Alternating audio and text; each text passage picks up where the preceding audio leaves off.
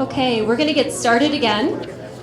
We now have our staff panel, so it's my pleasure to introduce them. Similar to the faculty panel, each person is going to have about 5 minutes to talk about their respective areas.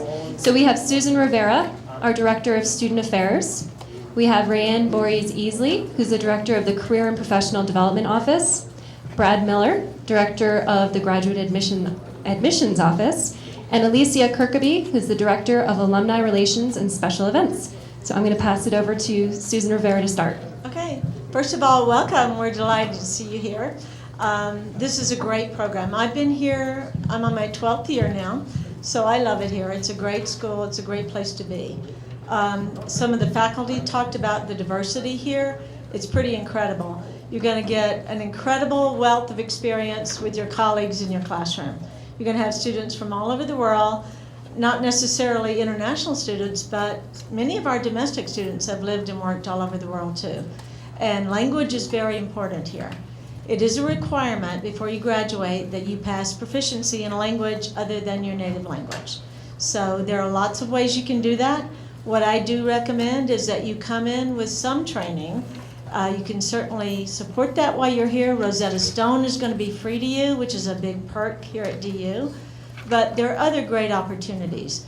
We have the Center for World Language and Culture. Their brochures are back there on the table, so please pick that up. They have free tutoring.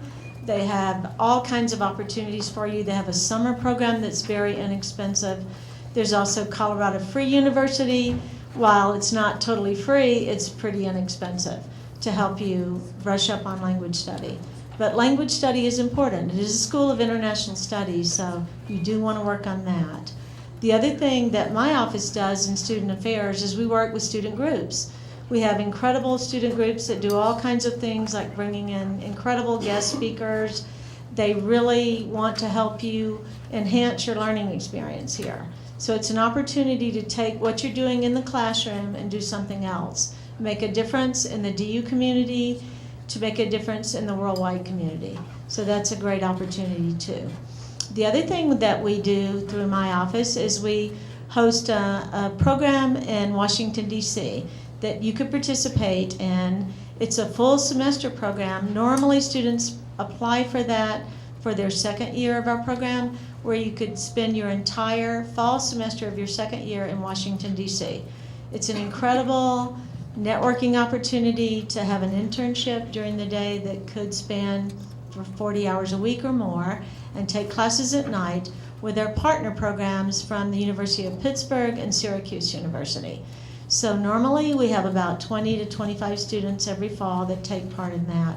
I'm happy to answer questions about that. It's a great opportunity. Our deadline to apply for that for our current students is tomorrow. So we expect to have about 20 to 25 students for next year. But the other thing I want to tell you is about student affairs is that our office is almost always open, at least from 8 to 4:30, Monday through Friday. We're welcome to have you come in. You don't necessarily need an appointment. We pretty much have an open door policy, but we want to get to know you. And when the faculty were talking this evening, they were pretty modest, but the thing I love about this faculty is they're not Dr. Anybody. They're a person. They want to get to know you. They will really establish a relationship with you. And that's pretty huge. You can't say that about every school. And I know because I've had the opportunity to work for other universities across the U.S. for a number of years. And I love it here. It's great, and welcome. And I think you'll really enjoy it here. Thank you.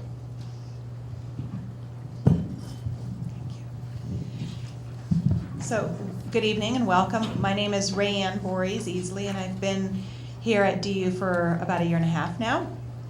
And I work in the Office of Career and Professional Development here with 3 other colleagues and student staff.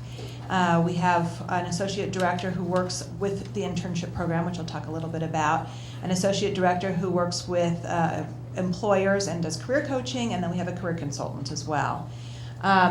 So we serve matriculated students and alumni. And alumni 1 year out, we serve just as if they were current students. We give them all the same resources. And then alumni, beyond that, we also invite to all of our programs and to use our database.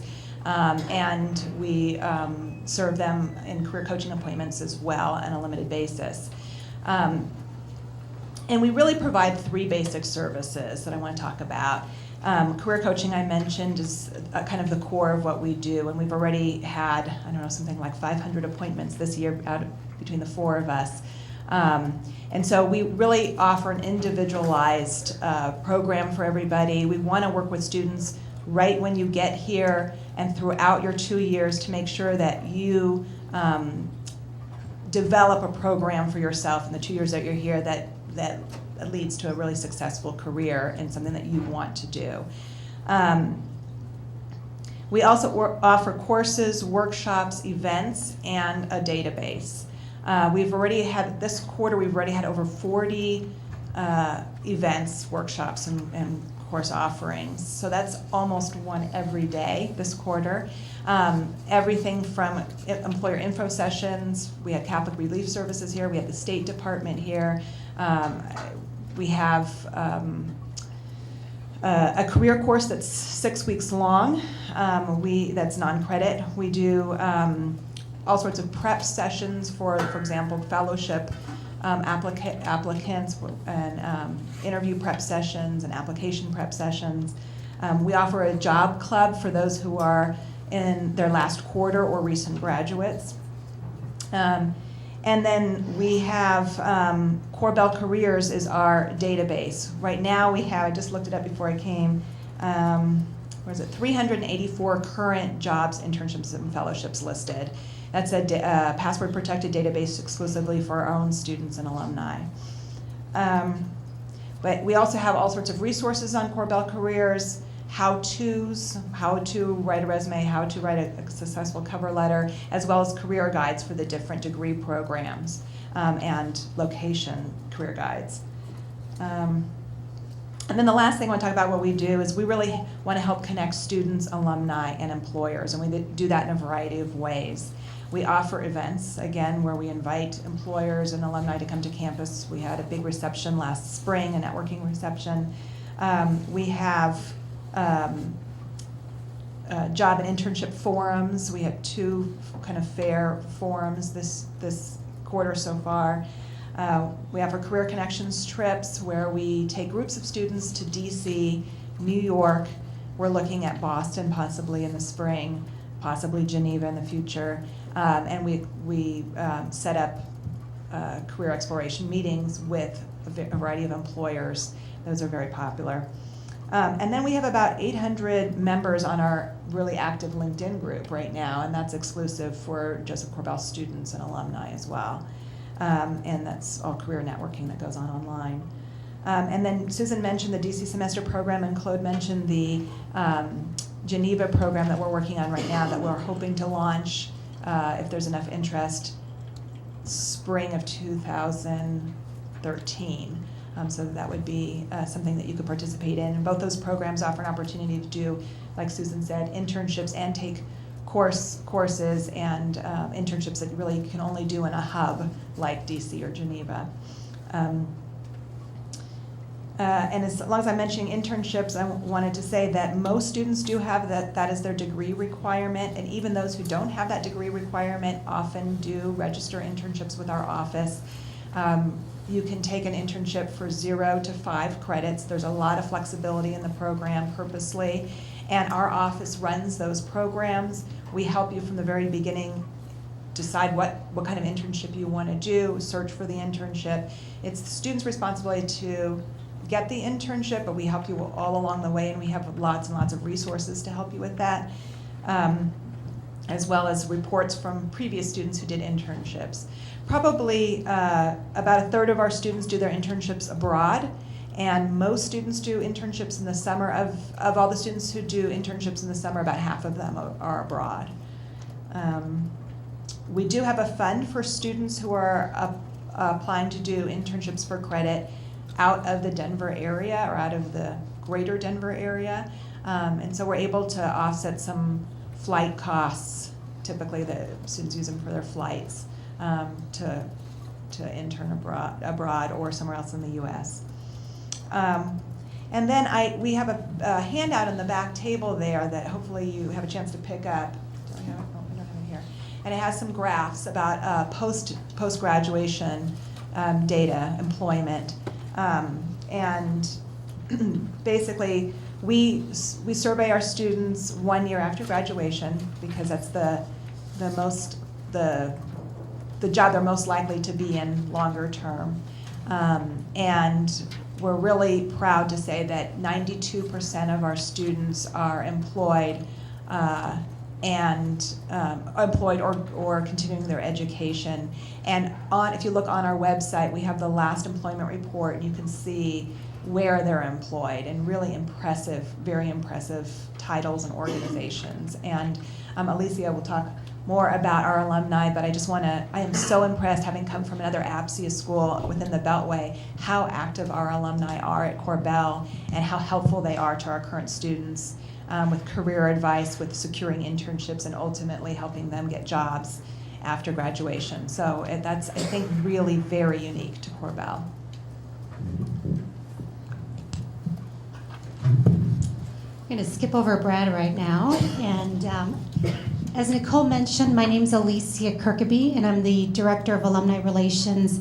And our office works to help alumni stay connected with each other and also with the school. And we do this in a variety of ways, very traditional ways, as other schools do. We offer a lot of events for our alumni, whether they are receptions with our dean, where they can see each other after a while, after being out of school for a while. We do some professional development and some networking opportunities and some other things for them. We also keep updated records. We offer a quarterly newsletter for our alumni where we give them information about what's happening at the school. We have such an active student body. It's really great to be able to show our alumni what they're doing and what our faculty is also doing when they publish, when they're speaking.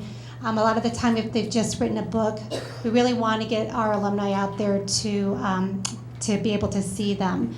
We're also responsible for the annual giving program at the university, and right now we're in a campaign stage, so we do all of that.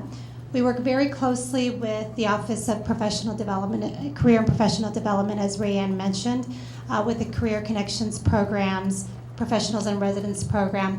We're always really trying to link our students with alumni who are out there doing really great work. Statistically speaking, we are over 4,600 alumni. We have good mailing and email addresses for about 4,000 of those, so it's a really good number that we are connected with. 900, a little bit over 900 of those are in the BA program, about 3,700 in our MA program, and about 335 in our PhD program. Our alumni work and live in 80 countries around the world. If you had ever thought about that, it's actually a really great number. The largest contingent of our alumni are in Washington, D.C. and here in Denver. And the top states, I always run this every year just kind of seeing, I'm always surprised how that switches, are California, after Denver and Washington, D.C. are California, New York, and Texas. Didn't realize that.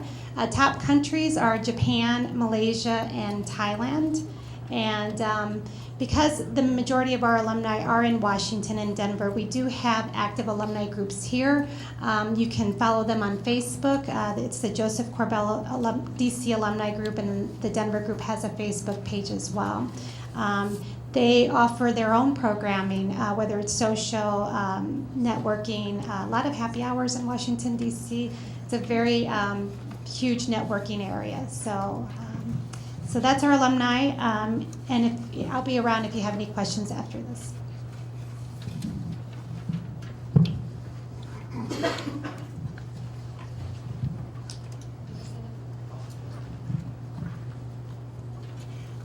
I'll actually stand because I have a PowerPoint. So a little bit about the history of the school. Before coming here tonight, I hope all of you knew who Josef Korbel was, and that it's spelled with an F, because undoubtedly a third of you will spell it with a PH on your personal statement. So now that you're here tonight, you've been warned. Josef Korbel founded the School of International Relations known as Graduate School of International Studies, or GSIS, in 1964. Our current dean is Ambassador Christopher Hill, who is a former ambassador to Iraq, South Korea, Poland, and Macedonia. We have about 450 master's students, 30 doctoral students, about 10% international students, and the foreign policy ranking, we were ranked number 12 in the world. So just to review, these are the programs that we offer, and I don't think we mentioned this earlier, but we have several dual degree programs, certificates, and Peace Corps fellows. Do we have any returning Peace Corps volunteers out there? You guys should be proud and raise your hands higher, because the only people who are raising them high were our current students in the back. So the Peace Corps Fellows Program is actually a program where you could come in and do 72 credit hours instead of 90, so we waive 18 credits for you. It's an abbreviated program. The Masters International Program is actually a pretty unique program that it allows you to come to us first, do 72 credit hours, and then go on to Peace Corps service after completing your studies.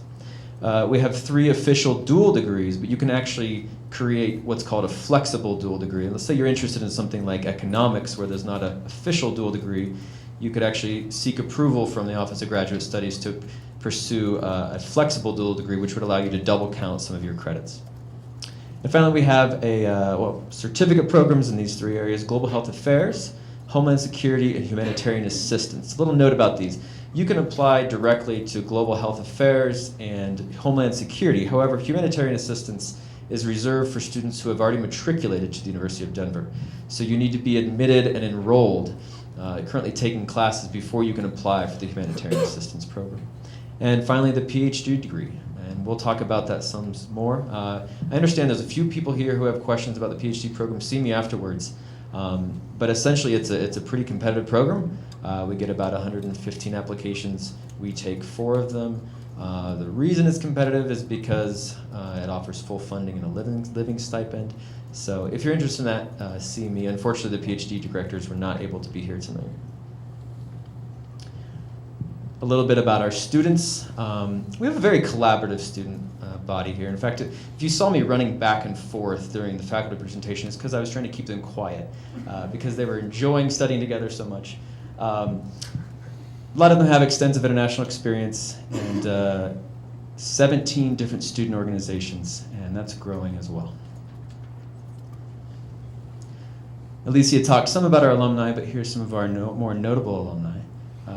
While these are the notable alumni, we are proud of all of our alumni. It's always interesting to see what they're doing. You know, their names might not make a list, but it makes us pretty proud to see the work that they're doing, regardless.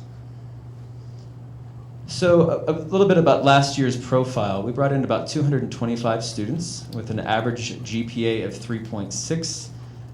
GRE scores, these are the old scores. We're going to talk about this briefly, new scores versus old scores. Average age was about 26 years old. So the application requirements. Real quick, I want a show of hands. Who has started an online application? Who has clicked submit?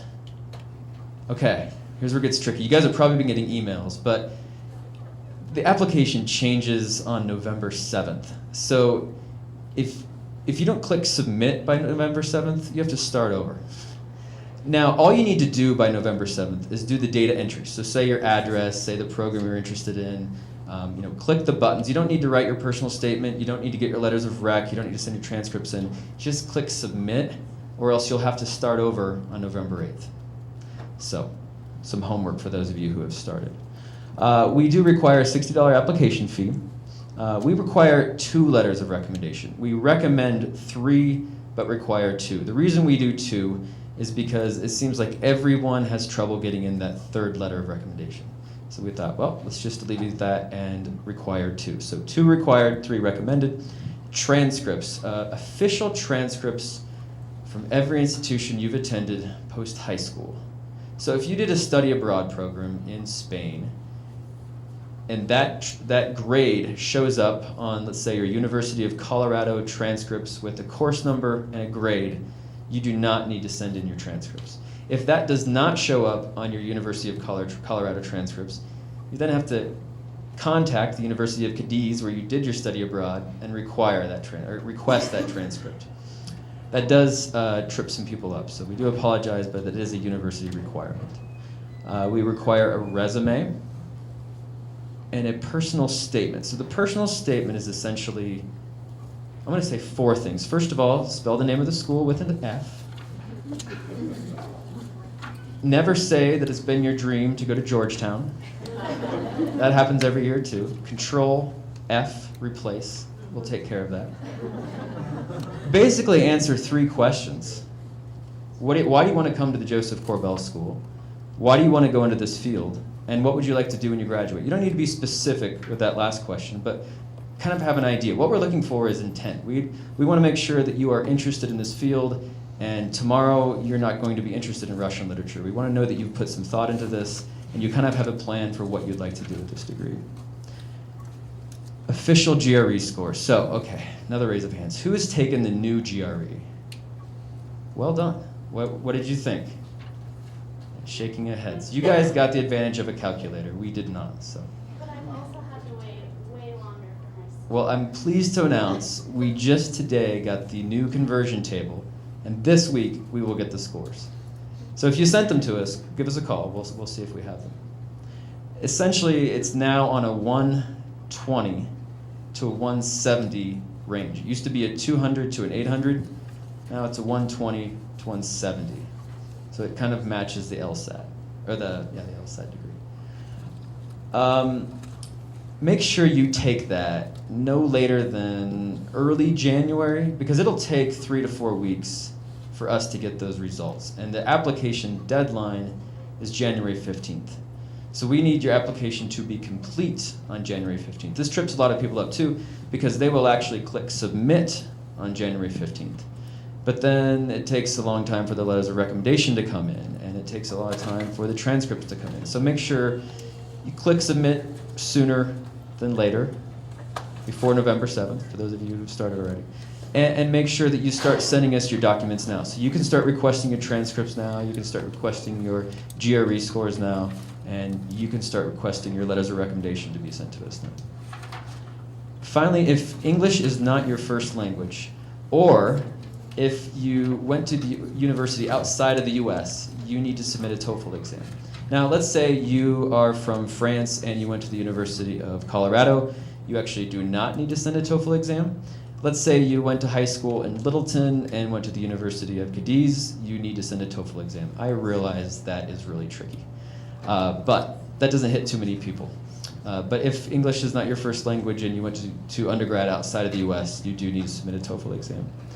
And finally, if you're applying to the PhD program, you need to submit a 20-page writing sample.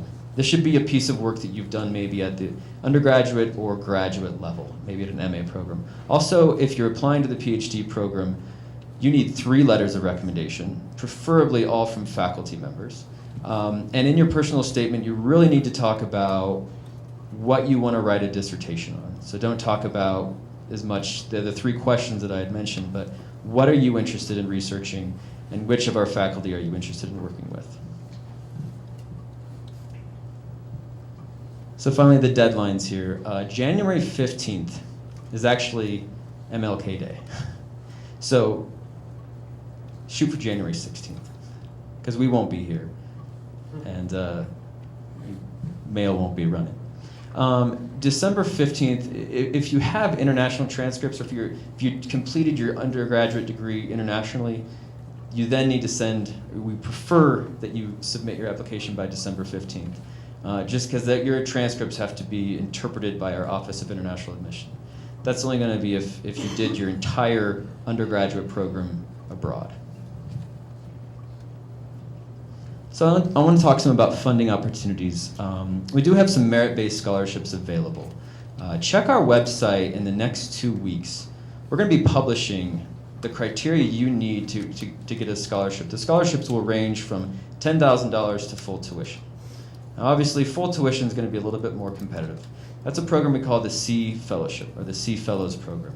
That goes to 10 students each year. These are our best students in terms of work experience, academic background, potential to be successful in this field. No additional requirements, scholarships, no additional applications are required to apply for the C Fellowship. All applicants are automatically considered for all of our funding opportunities, so you don't need to submit additional documents.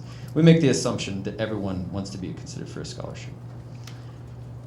So again, like I said, check back in about 2 weeks. We're going to publish our criteria on the website. But last year, it was based off GRE verbal and GPA from undergrad. It'll be the same this year. The scholarships will probably range from about $10,000 to about $18,000. So check the website. We'll be posting what you need to score on the GRE and what you needed to have at the undergrad to be eligible for those opportunities. Additionally, we encourage you to check out the Office of Financial Aid.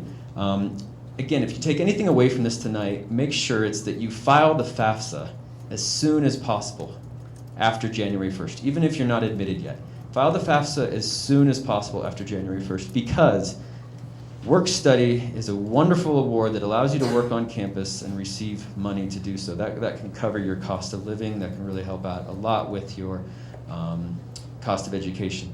The issue there is it kind of goes to the early birds. So it goes to the first people to apply their FAFSA to the University of Denver. So as soon as you can after January 1st, file your taxes on TurboTax, send those results to the Department of Education, and request that your FAFSA be sent to the University of Denver.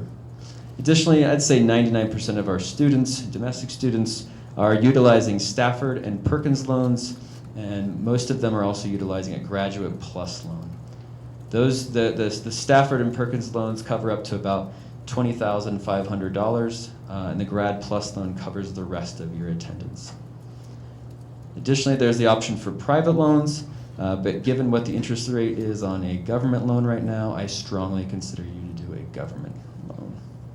And start looking for external sources of funding right now. These range from anything like fastweb.com to the list that we have on our website. So check the list on our website for external scholarships.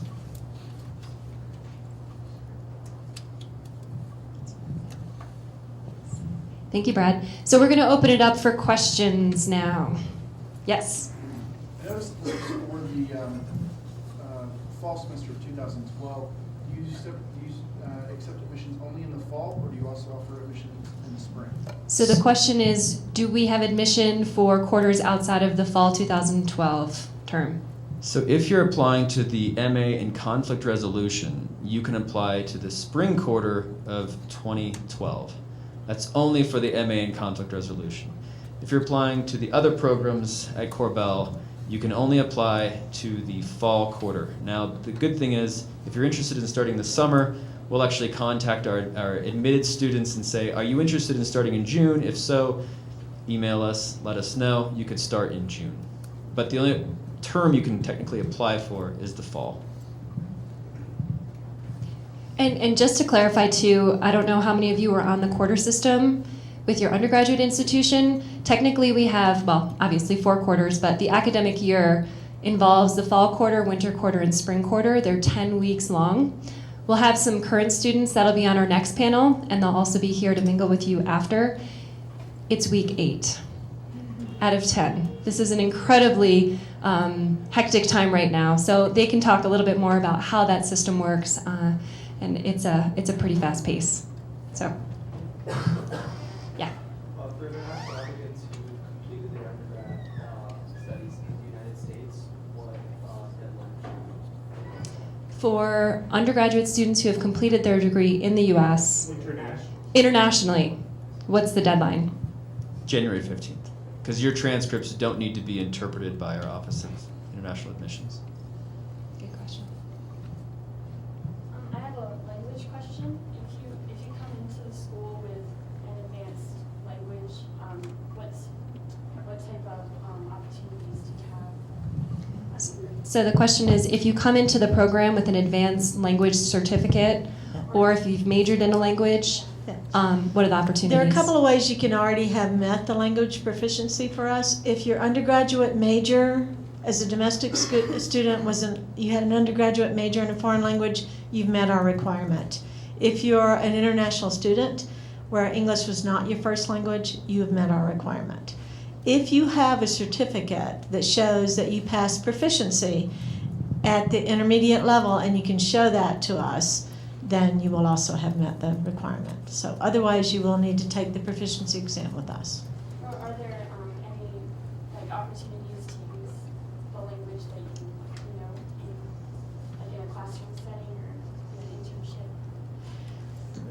her question was about, can you utilize the language that you have? Yes, there are some really good opportunities. In fact, I think I mentioned briefly the Center for World Language and Culture, and we have some of their flyers here. They're actually hiring students to do tutoring on campus, so that's one opportunity for you, that really good opportunity. But it sounds like you may have already met your requirement. So we can talk about that. Returning Peace Corps volunteers, any of you guys, you've already met your language requirement, just so you know too. If you're a returning Peace Corps volunteer, you do not have to pass the language proficiency with us. If you're an MI student planning on going into the Peace Corps, you don't have to pass language proficiency. The Peace Corps is going to take care of that for you as well. Garrick. I have a question about your international transcripts. Do they have to be translated first? Do international transcripts need to be translated first?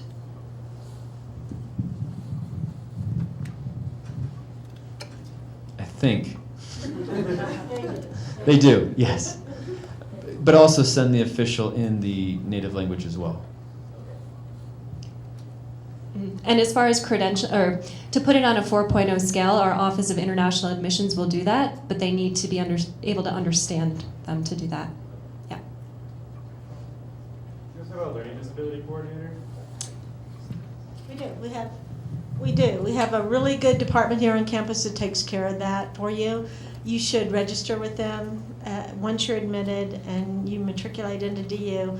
We can work with you if you need additional time for exams or anything like that, or for a waiver of your language proficiency. We'll certainly work with you. But Michelle Canlis is a great person on campus that will handle that for you. I have two questions. The first is, what kind of experiences are you looking for on a student's resume? And the second is, what does the process look like for prospective MI students? So the first question is, what are you looking for as far as work experience on the resume? I'm going to take that one. But you'll have to remind me of the second one. If you are coming directly from undergrad, we are certainly going to be looking at the types of classes that you've taken. Ideally, you've taken some relevant classes, but as I believe it was Professor Destray mentioned, we don't require you having a background in international studies or political science.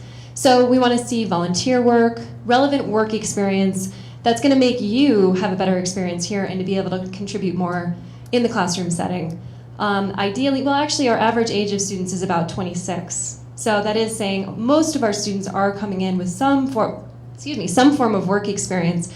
Whether it's relevant, it's kind of another story. A lot of Peace Corps volunteers come through our program, so they have at least 2 years of relevant international work experience.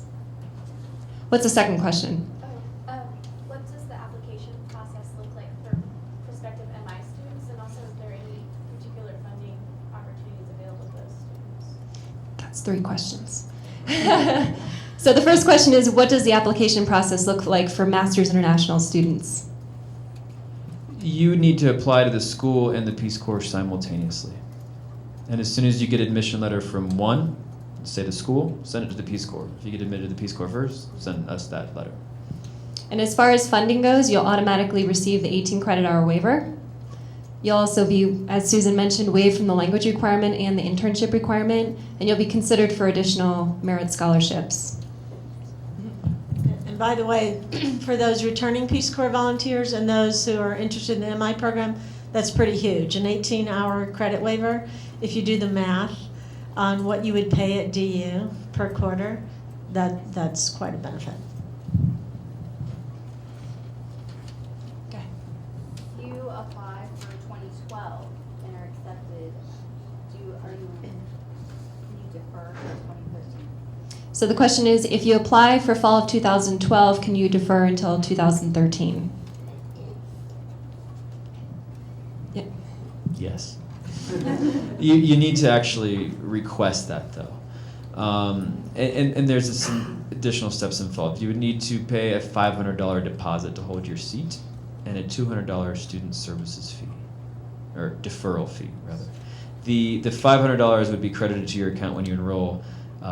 I go skiing with the $200. No, just kidding. That goes to some of the processes, the paperwork that we have to go through. That's why I see you out there. Exactly.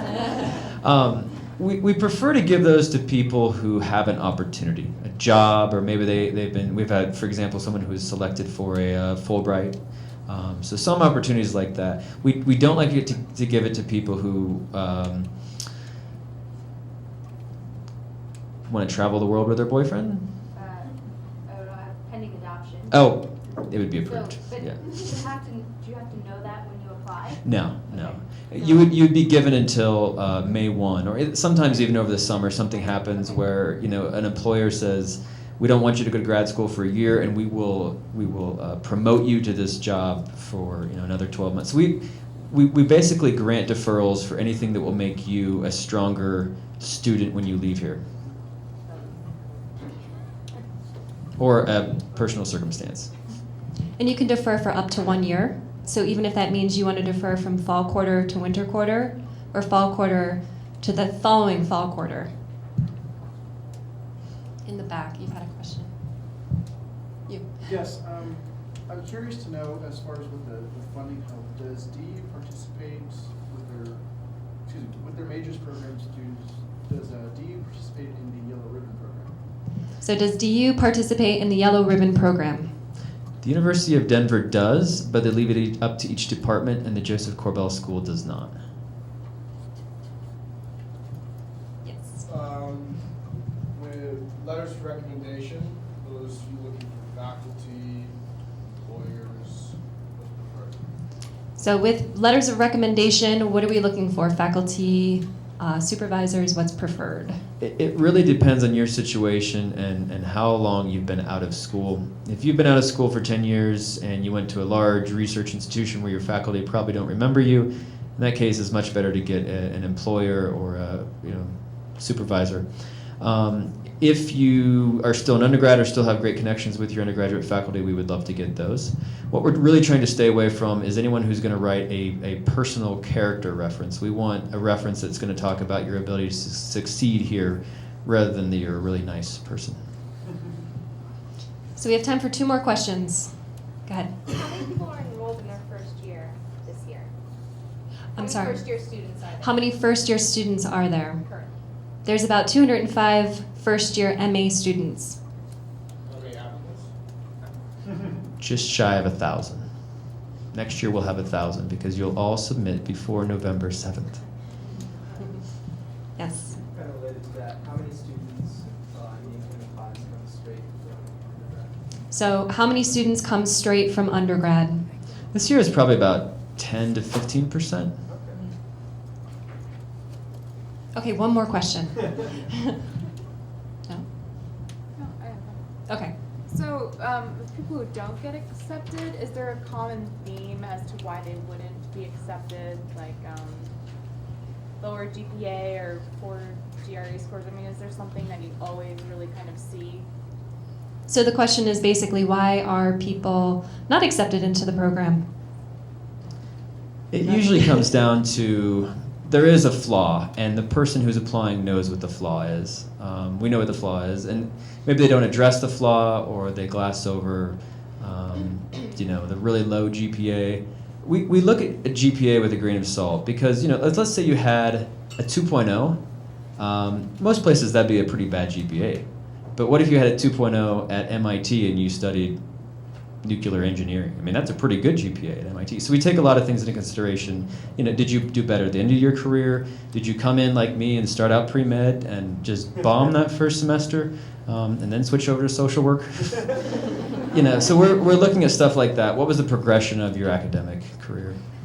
And with that, I just want to add, we do take a very holistic approach to reviewing applications. So if there is a case where, the 3.6 isn't reflected on your transcript, we are going to be looking at what relevant work experience you have, how well you did on the GREs, particularly the verbal section of the GREs and the analytical section, what your recommenders are saying about you, and really how well you write. A lot of people underestimate the importance of a statement of purpose, but when you really think about it, that's the one piece that really distinguishes you from everybody, the 1,000 applicants that we get. Excuse me. So really making sure that you are very concise and articulate about why you think you're going to be a good fit for this school. So it's all taken into consideration.